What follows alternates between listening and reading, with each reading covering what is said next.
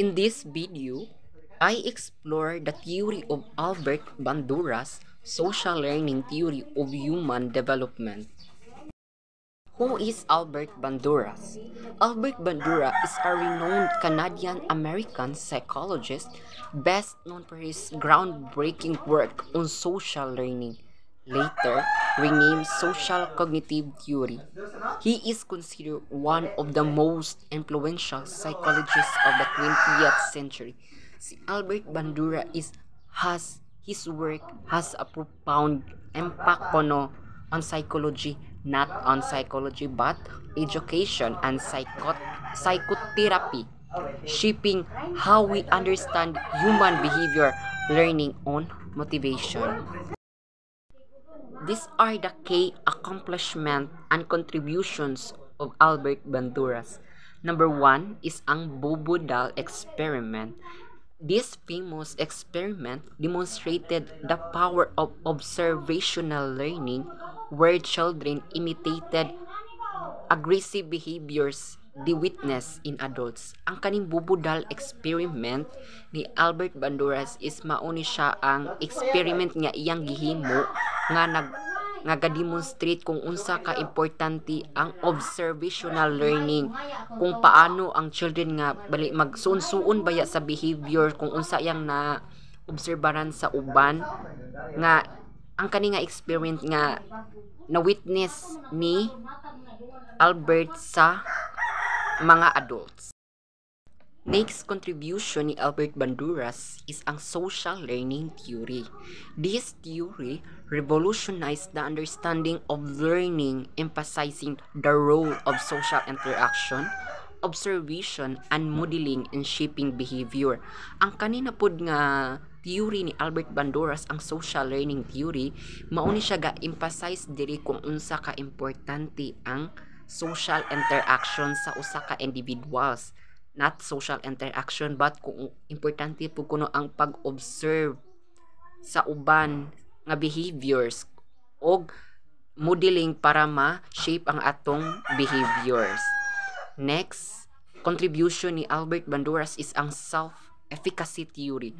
Banduras introduced the self-efficacy, which refers to an individual's belief in their ability to succeed in a particular situation.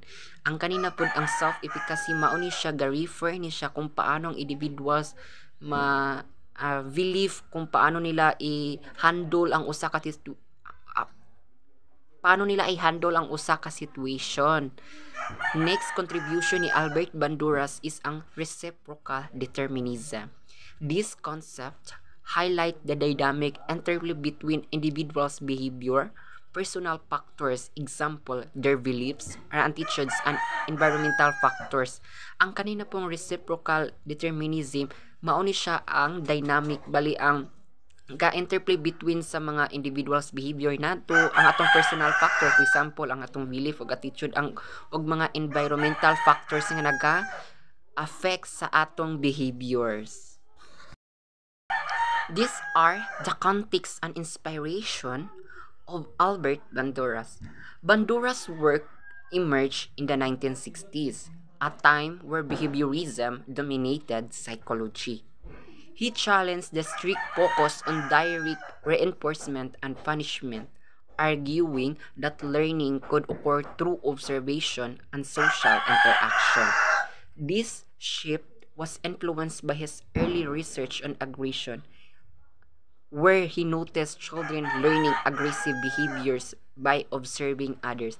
Bali si Albert Banduras believed that individuals learn kuno through observation, and he emphasized the importance kuno of social interaction to others because through of this individuals can learn and develop his behavior and shape his behaviors.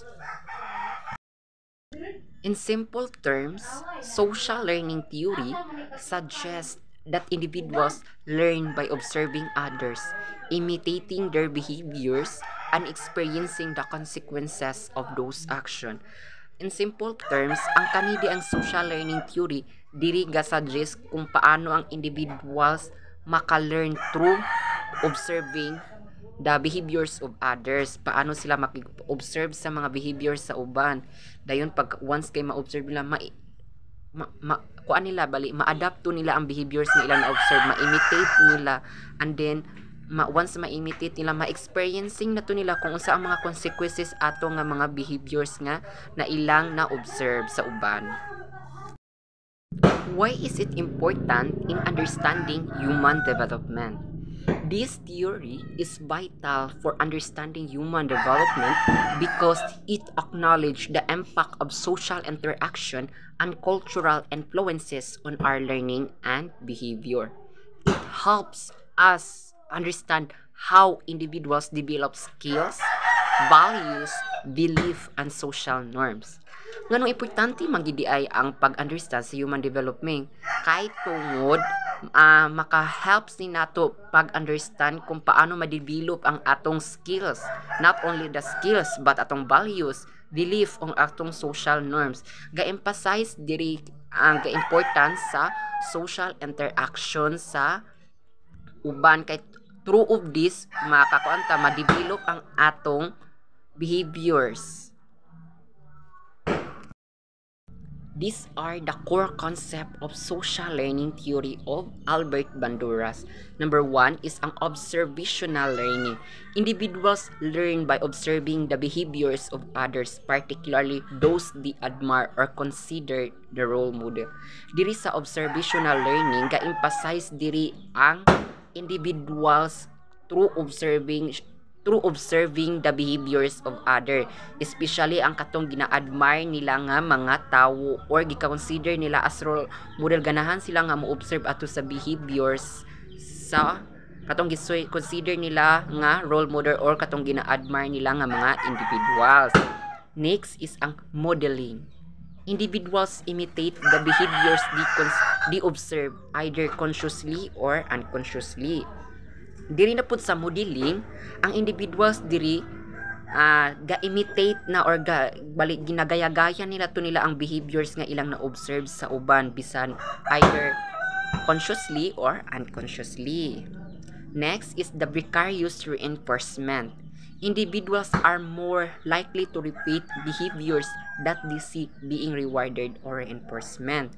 Diri na pud is ang individuals balik ganahan sila nga balik-balikon to ang behaviors nga ilang na-observe sa uban because kay murag nakuha nila ba na nakita nila nga murag maayo to ang outcome ato nga behaviors. Balik na maayo ang outcome ato, ganahan sila balik-balikon to ang behaviors kailang na-observe. Next is ang vicarious punishment. Individuals less likely to repeat behaviors that they see being punished. Diri na po sa vicarious punishment, bali less lang ang pagbalik-balik ato nga behaviors nga ilang na-observe sa uban tungod kay murag bali ang outcome ato paminaw na lang nga dili maayo ang outcome ato nga behaviors. Next is mediational processes. These are cognitive processes that occur between observing a behavior and imitating it. They include attention, retention, reproduction, and motivation. Diri sa mediational processes, mauni siya ang 4 elements of social learning theory where ang individuals ma-develop ang ilang behaviors. These are the 4 elements of social learning theory. Number 1 is retention or attention. Individuals pay attention to the behaviors of others. Diri is ang individuals bali mo-observe siya or pay attention siya sa pag-observe sa behaviors sa uban. Next is retention. They store information about the observed behaviors in their memory. Diba, na-observe na to ang behaviors nila. Na-observe na to. Next diri is na-store na to ang information nga ilang na-observe sa uban. Diri sa ilang memory. Next process is reproduction. They attempt to replicate the observed behaviors.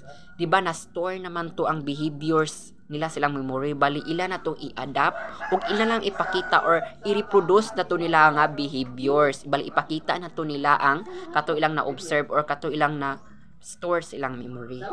Next process is motivation.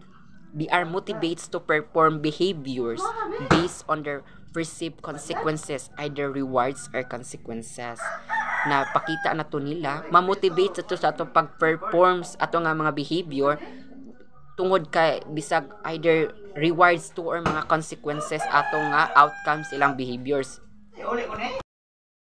These are the examples of that shows or that apply the 4 elements of social learning theory. First example are situations that shows 4 elements of social learning theory that would apply in our daily lives. Number 1, children learning to ride a bike. A child observes their older sibling or friend riding a bike and then attempt to imitate the behavior. The child is motivated to keep trying because they see their sibling having fun and getting positive reinforcement from parents. Second situation, a student learning a new language. A student observes a teacher speaking a new language fluently and then tries to imitate the pronunciation and grammar. The student is motivated to continue learning because they see the teacher being praised for their language skills. Next situation, a teenager learning to drive. A teenagers observe their parents driving and then practice driving under their guidance. They are motivated to learn because they see the freedom and independence that driving provides.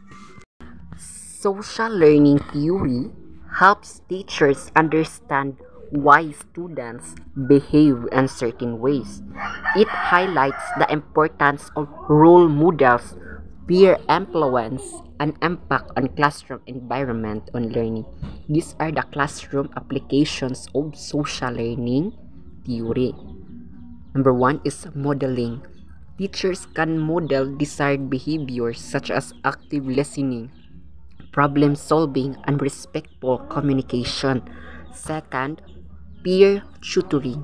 Students can learn from each other through peer tutoring or collaborative project. Third, positive reinforcement. Teacher can use positive reinforcement to encourage desired behaviors and discourage negative ones. Fourth, creating a supportive environment. Teachers can foster a positive and inclusive classroom environment where students feel safe to learn and experiment. I agree with Albert Bandura's social learning theory as it emphasizes that learning occurs through observation, imitation, and modeling. It highlights the importance of cognitive processes like attention and motivation and social context in shaping behavior. As an educator, this theory encouraged me to model positive behaviors and create a collaborative environment where students can learn from each other.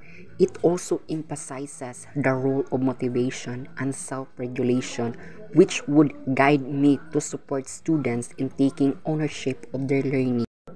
As a learner, I would understand that learning is not passive but involves actively observing and reflecting on others, while also motivating myself through self-regulation and goal-setting. These are the thought-provoking questions. Number 1, how can we use social learning theory to promote positive social change and address societal issues? Second, how can we ensure that students are exposed to diverse and positive role models? Third, what are the ethical considerations of using social learning theory in education? Fourth, how can we help students develop a strong sense of self-efficacy?